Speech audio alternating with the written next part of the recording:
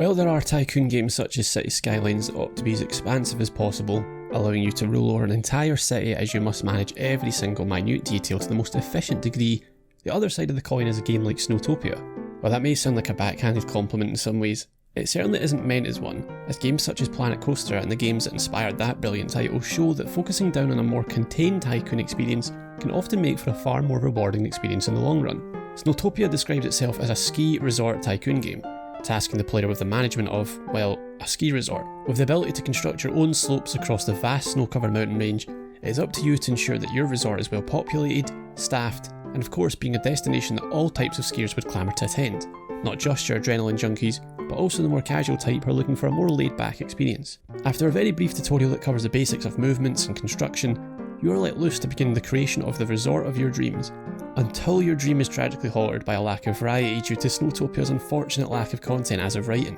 Yet even before that, you will notice the strange dynamics that the game sets up from the beginning, with there being a clear choice to remove your funds as would be the norm of any other Tycoon game, with Snowtopia never penalising your use of buildings, poor planning, or anything of the like.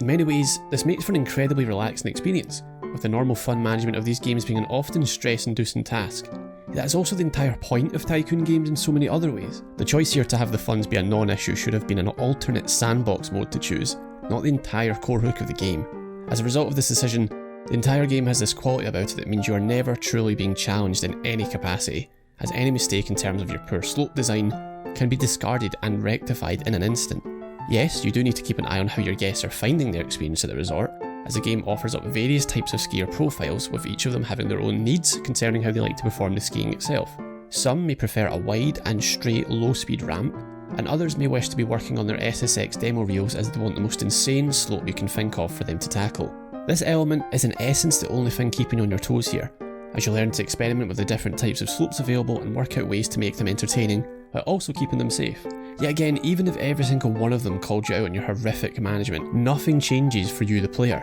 as they will still happily wait in horribly long queues, albeit with a sad face above their avatar. Outside of constructing your slopes, you can also build a small number of resting areas for your guests, with tea rooms, restaurants, and a couple more similar buildings to keep the guests relaxed before going down a slope that would make Jack Frost blush.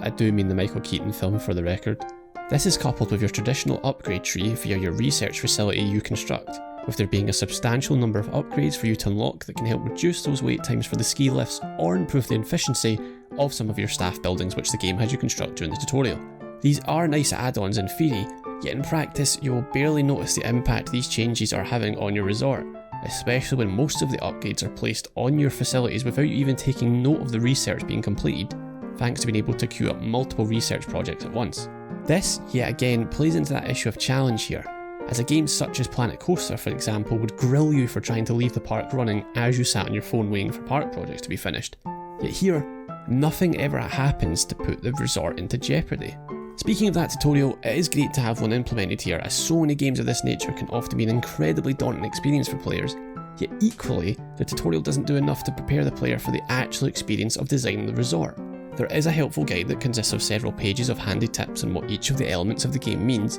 Even with that said, I found myself getting incredibly frustrated at some of my attempts to create slopes. My ski lifts seemed to never want to go where I would like them, which in turn meant I could never create the slope that looked cool in my head, so I had to opt for boring slopes, which of course meant my guests weren't happy. After initially assuming I had run out of space in my chosen mountain range, I came across another identical resort to the one I'd started with, and then went looking for more and alas found another one. The game does mention this in the guide I spoke about, yet these other entry points for guests are another wasted opportunity here, as they ultimately end up being just another area for you to perform the exact same thing with no real connection between each of the areas. That is the most frustrating element of Snowtopia. The game is full of potential and it shows it in every aspect of the title. Upon this discovery of another area of the map, I began to imagine my separate areas being dedicated to different things, one for extreme slopes and the other for a dining area and so forth. And while you can do this in theory, with there being no challenge for the player and the number of things you can build being incredibly scarce after a few hours of playing, there becomes very little reason to continue my time with Snowtopia. With a cute presentation and a joyful yet very small amount of few songs, this potential for the game is something that I do really hope the developers continue to expand upon, and with it being in early access it is almost inevitable that they will. Well, I never had a bad time with Snowtopia per se. Given the price of entry here, there is just not enough to suggest this over the numerous amounts of brilliant Tycoon titles, yet perhaps in the future that just might change.